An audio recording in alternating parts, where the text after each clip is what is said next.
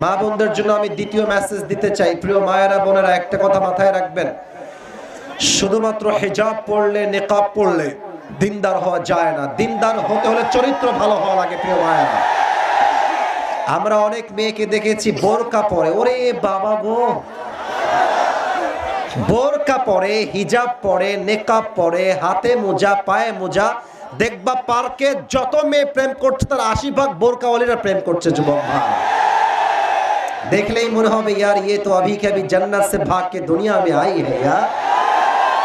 इतनी अच्छी लड़की कोई हो सकता है यार? इतनी अच्छी कोई हो सकता है? एरा ऊपरे फिटफाट भेतरे পুরোটাই সদরঘা।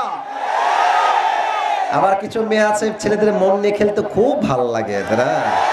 এই দিন শেষে এরা ওই গাঞ্জা খোরে কপালে গিয়ে পড়ে, ভালো কোন যুবকদের কপালে আসে না। এই সমস্ত মেয়েদেরকে হেদায়েত দান করুন, পড়া আমিন। না, গাদ্দার মেয়ে তো বাংলাদেশে সব আল্লাহ ওয়ালি জান্নাতি মেয়েরাই বাংলাদেশে না, নাই নাই নাই। আরে গাদ্দার মেয়ে বাংলাদেশে নাই রে ভাই, দূর আছে, অনেক আছে, দেখলে বোঝা যায় না। এমন একটা ভাব মনে হবে যে খাদিজার চরিত্রে চরিত্রবান, বাট কিছু কিছু মেয়ের চরিত্র আজকাল এত খারাপ, আইফোন 16 প্রো ম্যাক্স পাওয়ার জন্য কক্সবাজার পর্যন্ত চলে যায়। যুবক ভাই, আল্লাহ এই ধরনের মেয়েদেরকে হেদায়েত দান করুন, সকলেই পড়া আমিন। আমারও মা আছে, আমারও বোন আছে, আমারও ফ্যামিলি আছে। প্রত্যেকটা মুসলমান পরিবারের উচিত আমার মা, আমার বউ, আমার ভাবি, আমার সংসারের প্রত্যেকটা মেয়ে হবে পর্দাশীল নারী। ঠিক কিনা বলে? আল্লাহ বোনদেরকে বোঝার তৌফিক দান করুন, সকলেই পড়া আমিন। তৃতীয় কথা আমার কলিজার টুকরা যুবক ভাইদের জন্য। যুবকরা একটা কাশি দাও। আজকে তো কথা বলছি, একটা ফিল আছে, কারণ আমাদের দেশটা এখন পরাধীন নয়, আমাদের দেশটা এখন স্বাধীন হয়েছে। 5 আগস্টের আগে আমরা কথা বললেই বলতো রাজাকার, ডানে ঠিক কয় সামনে ঠিক নেই। আপনারা বোঝেন? আপনারা কি বোঝেন না? কথা ঠিক আছে কিনা বলেন? হক কথা বললেই জঙ্গি, হক কথা বললেই মৌলবাদ। আপনার সবাই শহীদ আল্লামা দেলোয়ার হোসেন সাইদি হুজুরের নাম শুনেছেন না? ভয়টাই পান না কি রে ভাই? তো দিল থেকে ওনার নাম শুনছেন না আপনারা সবাই? উনি একটা কথা, এই কি সমস্যা, একটু কথা বলো না, না স্লোগান লাগবে না, আমি কথা বলছি।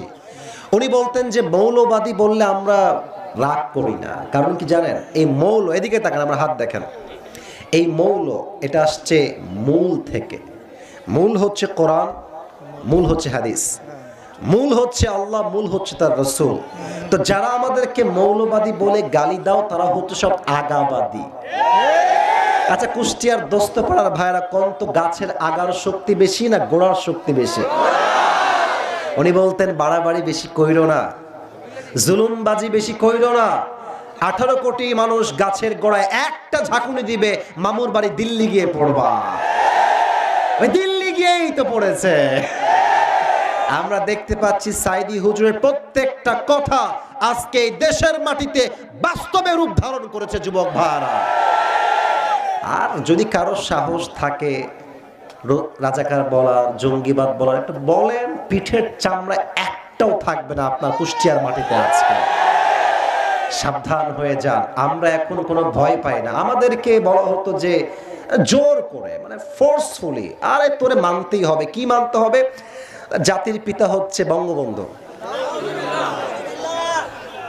আগে বলতে পারতাম না, আসলেই বলতে পারতাম না, বললে সমস্যা হতো, বাট আজকে আমি ওপেনলি বলছি, মিডিয়ার সামনে সবাইকে সাক্ষী রেখে বলছি, মিল্লাত আবিকুম ইব্রাহিম, জাতির পিতার নাম বঙ্গবন্ধু নয়, জাতির পিতার নাম ইব্রাহিম আলাইহিস সালাম। মুসলমান, আপনাদের কোনো দ্বিমত কি আছে? আচ্ছা, কুষ্টিয়া তো খুলনা বিভাগের মধ্যে পড়ে, তাই না? আমি কিন্তু খুলনায় জন্ম, এটা কি আপনারা অনেকে জানেন? তা আমি যদি খুলনার ছেলে হই, কুষ্টিয়া তো খুলনার মাঝেও পড়ে, তো খুলনার ছেলে যদি আমি হই, আমি তো কুষ্টিয়ারও ছেলে। যুবক ভাইরা, আমার সাথে ফ্রেন্ডলি কথা বলবেন। আচ্ছা দেখেন, ঢাকা আমাদের কিসের নাম? এই তো আমার সাথে কথা বলছেন, কিসের নাম? ঢাকায় গেলে দেখবেন খালি সব জায়গায় বঙ্গবন্ধু, খালি বঙ্গবন্ধু, সব। ওই সেই দিন আমি সাইদি সাহেবের একটা ওয়াজ শুনছিলাম, উনি একটা খুব মজার গল্প বলেন, আমি কি বলবো নাকি বলা যাবে না? উনি ওনার ভাষায় বলেছেন, আমি আমার ভাষায়, আমার ট্রেন্ডে, আমার ওয়েতে, আমার বর্তমান প্রেক্ষাপট থেকে আমি বলছি। এক লোক বিদেশ থেকে আসছে, একটা জেলা আছে, বিভাগ আমাদের চট্টগ্রাম, নাম কি? সাউন্ড পাচ্ছি সবার থেকে, বলো সবাই কি গ্রাম? যখন উনি ফিরে আসবেন চট্টগ্রাম থেকে ঢাকার দিকে, উনি দেখছেন বিশাল বড় একটা টানেল। বলছে, আরে ভাই এত বড় টানেল, এত গরিব দেশে, এটার নাম কি? তো বলছে এটার নাম হচ্ছে বঙ্গবন্ধু টানেল। বলছে ওয়াও, অ্যামেজিং, অনেক সুন্দর, সামনে চলো। ঢাকায় আসছে, দেখছে বিশাল কারবার, চতুর্পাশে বড় বড় ফ্ল্যাট, দালান, কোঠা, বিশাল লম্বা। তো বলছে ভাই এই জায়গার নাম কি? তো বলছে এই জায়গার নাম হচ্ছে বঙ্গবন্ধু অ্যাভিনিউ। বলছে মাশাআল্লাহ, অনেক সুন্দর, সামনে আগাও। সামনে গেছে বিশাল লম্বা একটা খাম্বা। বলেন তো সবাই কি বা? বলেন সবাই কি বা? খাম্বার উপরে খালি লাইট, লাইট আর লাইট, চতুর্পাশে লাইট আর লাইট। তো সে বলছে ভাই এই জায়গার নাম কি? তো বলছে এই জায়গার নাম হচ্ছে বঙ্গবন্ধু স্টেডিয়াম। তো বলছে তাই নাকি? হোয়াটস হ্যাপেনিং হিয়ার, কি হচ্ছে এখানে? তো বলছে একটা ফুটবল টুর্নামেন্ট হচ্ছে, এটার নাম হচ্ছে বঙ্গবন্ধু গোল্ড টুর্নামেন্ট। তো বলছে তাই নাকি, ফুটবল খেলা, চলো আমরা দেখে আসি, let's go and enjoy together, আমরা উপভোগ করি চলো খেলাটা গিয়ে। তো কুষ্টিয়ার দোস্ত পড়ারা ভাইয়ারা, খেলার মাঝে হার জিত থাকে না?